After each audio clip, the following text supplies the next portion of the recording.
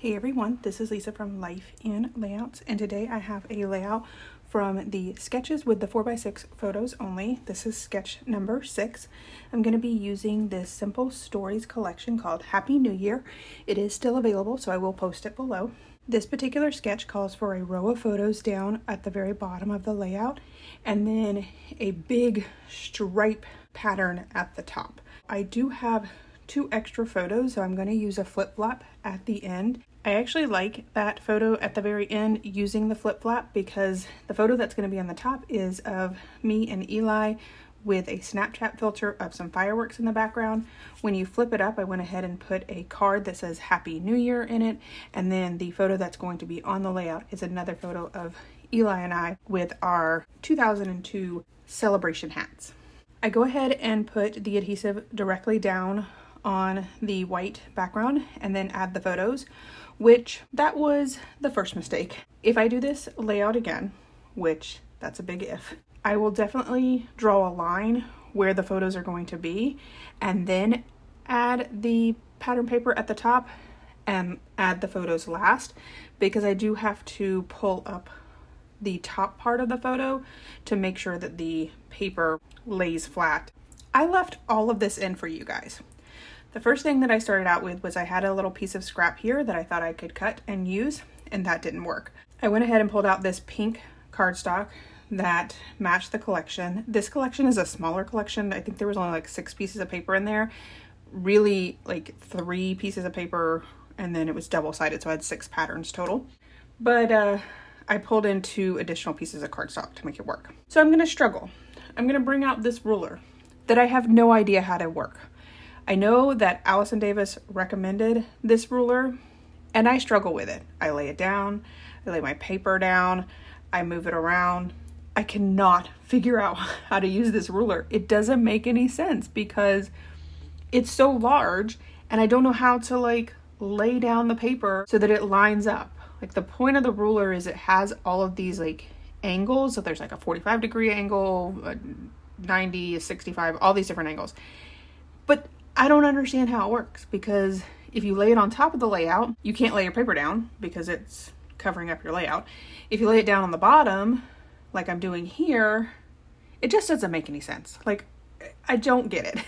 I finally get the paper down, didn't work, so I had to pull it back up, moved it around a lot. Like I said, I left all of this in so that you guys could see how much I struggled with this ruler. It's the first time I've used it. I've owned it probably over a year, because when Allison David said that I had to have it, of course I had to have it, but who knows how I used it. But I do finally get that blue paper down. Once I get the blue piece of paper down, then the rest of the strips lay down pretty easily.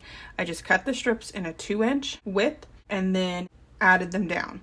So the pattern paper that comes with the collection is that black one that has the confetti on it, as well as the blue one. The black and white polka dot paper I pulled from my collection along with the glitter cardstock and that like fuchsia pink cardstock. So you can see here, this is where I had to go in and like use my spatula to pull up some of the photos. So if you're gonna do this sketch, if you're gonna follow along, make sure that you don't add your photos first. I go ahead and add that glitter paper, and it was a little crooked, but when I went to pull it off, I ripped the back of the paper, and I was just like, it's just gonna be crooked because I'm not dealing with it. This black and white polka dotted paper, I have used this a ton. I actually found it at Tuesday Morning. It was one of those packs that had 25 sheets in there, and the black and white polka dot has definitely come in handy. So at this point, I have used washi tape on the back of the layout. My camera actually died, so you don't get to see that. I used the washi tape to adhere both the sides of the layout together, because once I get to that black piece, that's when the strips start to overlap on both the left and right hand side of the layout. So it really does become pretty simple after that. But then I make it hard on myself because I've got to figure out how to get this paper cut off. So I put it in my trimmer and I was able to cut off the side of it. I took the washi tape off, but the layout is still adhered together because now the black and white polka dot and the blue paper are adhered on both sides. So I try to put it back in my trimmer. That doesn't work. I try to figure out how I'm going to do this, and I finally pull out my T-square ruler, and I'm going to use my X-Acto knife, which works very well for the pieces that are closest to me. But then once I start to get to the center of the layout, I start to have issues because I can't reach the layout, like it making it more difficult the further it goes down. And then I try to turn the layout around. So I struggle with that a little bit.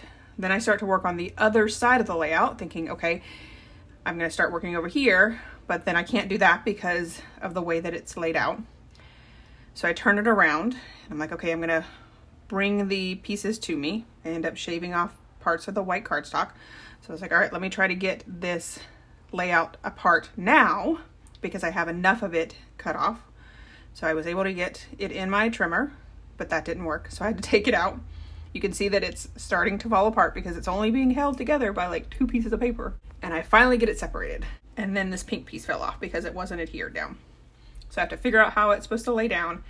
And then once I get that down, I go ahead and adhere the photos back down. I will tell you, this was a struggle, like beyond struggle. But I finally have it separated and I can put that black piece back together because it was also not adhered down completely. And then with just one 12 by 12 side of the layout, it makes it a little bit easier for me to be able to cut off those extra pieces. So I bring my T-square ruler back out and I'm able to use my X-Acto knife to cut off the pieces. And it is finally coming together. Like, this layout is amazing. Definitely a work of art. Love the way that it came out. I will tell you that there were some very choice words that I used as I put this layout together. So the very last piece is going to be the blue one, which I'm pretty excited about because it started with blue and it ended with blue. And I don't think I mentioned this, but the blue paper is also from the collection. It's like a blue tone-on-tone stars. So I'm gonna use my HEG gun to make sure that all the pieces are down. I'm just kind of picking up anything that appears loose and adding adhesive down to it.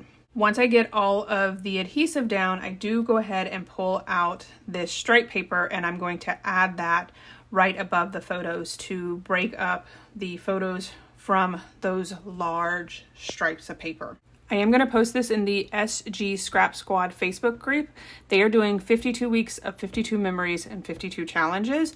So on week 14, the challenge is to use stripes on your layout. It's to create a layout that includes something striped, which this definitely does. If you are not following the SG Scrap Squad Facebook group, I will link it below. They have tons of inspiration over there. That is for the Scrapbook Generation Facebook page. And I always try to enter into any of their challenges, especially when it works out, like something like this. The sketch calls for a 4x6 photo to go over the stripes. And I have these 2 3x4 photos that are of the fireworks. They're not the best photos, so I used the Project Life app to make them a little bit smaller. I am going to keep them together and use this yellow piece of paper to back them, and then I will add that to the top. The sketch does call for it to go on the left-hand side of the layout, but I had an idea for the numbers that were in this collection, so I went ahead and added it to the right-hand side. So the sticker sheet comes with a set of 10 numbers, like a countdown. I went ahead and put all 10 numbers up on fun foam. And what I'm going to do is add them across the top, like right above where that striped piece of paper is. When I have pieces like this, I go ahead and just like dump out my little bucket that has all of my fun foam in it, and I try to use up as much scraps as possible. So you can see I used a ton of scraps in this one. I go ahead and add the numbers down, and at first I thought I would start with obviously the number 10 and go down to the number 4 and then just have 3, 2, 1 on the other side. But I felt like there was too much space on the right hand side. I'm trying to be better about pulling out those flip flops so that I don't cover up the pieces. So I actually pulled it out, and so there's a little glare over there. I thought that I could use that clock also to kind of come up with some of that space there, but I just didn't like the way that that looked either. So I pulled out my Big Shot and my dies, and I decided that I was going to go ahead and cut out a couple of stars. So I'm just going to be using the scraps from the pieces that I cut off from the big strips around, and I cut out 3 different sizes, but I actually end up using the middle size on the layout. So again, bringing out that flip flop so I remember where it goes. I'm going to start with the number 10, and I thought, well, I can just add like a bunch of different stars. So I'm thinking of doing like a little star kind of cluster, and I get 2 or 3 numbers in, and I was like, yeah, I don't like the way that looks. So then when I added that blue star between the 7 and 8, I was like, all right, that's what I like. I like the star in between the numbers. So I'm trying to find a star that isn't close to the paper. So like I put the pink star on that black, I put the blue star on the gold. So I'm just trying to make sure that they don't overlap with each other.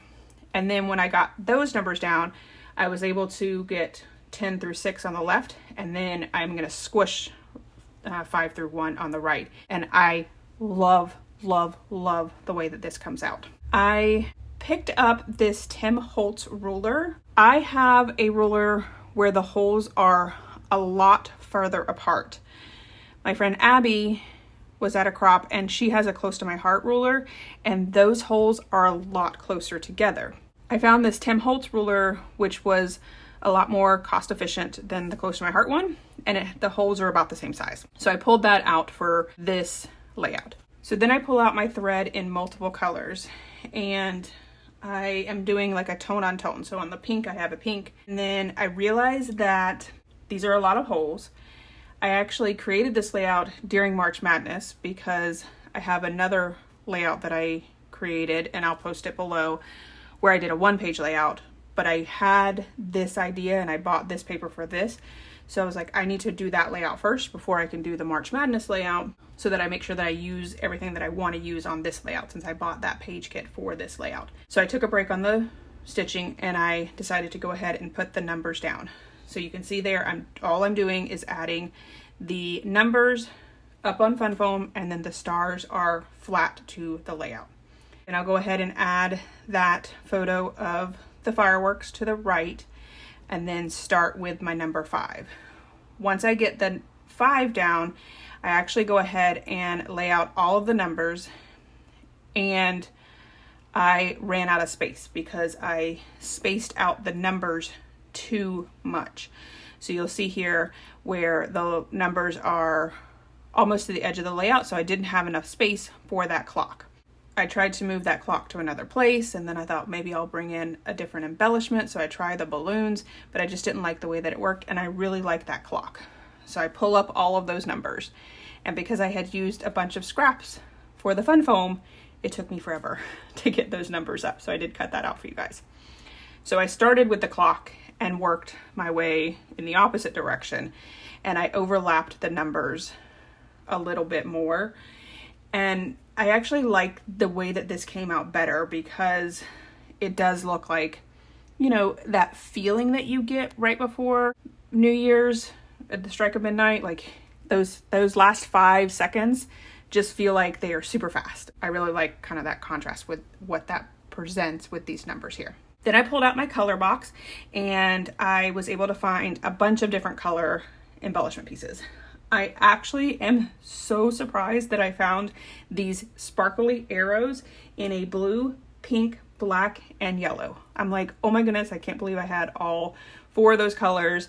They match very well with the layout. So I went ahead and added an arrow to each one of the star clusters. And I am considering each one of those stars as a cluster. So I'm adding the arrow plus another star, and then also some enamel shapes. And of course, going to be using my glue press to make sure that I get all of those down. I am still loving this thing. It does clog a little bit. I want to give you guys some honest reviews on that. I don't know how people are saying they are able to leave it just completely open. Mine clogs if I do that. But as long as I put the bottle top on it with the little needle, I don't have any issues. All right, so I actually ended up taking this layout to a crop that I was attending. So I had Abby take some pictures of me as I sewed on this layout so that you guys could see that I do actually sew on it. And then when I brought it back into my scrapbook room, I went ahead and took a small little video of all of the stitching that I did. It took me a very long time to stitch on this layout, but look at that masterpiece. Here is my final layout, as well as some close-ups. I love when you have a layout in your head and it actually comes together so well. It makes the entire process worth it. And this is one of those that I just love. So I did go ahead and take a photo of the flip-flop down, and then I also held the flip-flop up so that you can see what it looks like. If you enjoyed this video, if you wouldn't mind giving me a thumbs up, I'd really appreciate it. If you haven't done so already and you want to see more double page layout inspiration, make sure you hit that subscribe button. Thanks everyone for watching, and I hope that you have a scrappy day.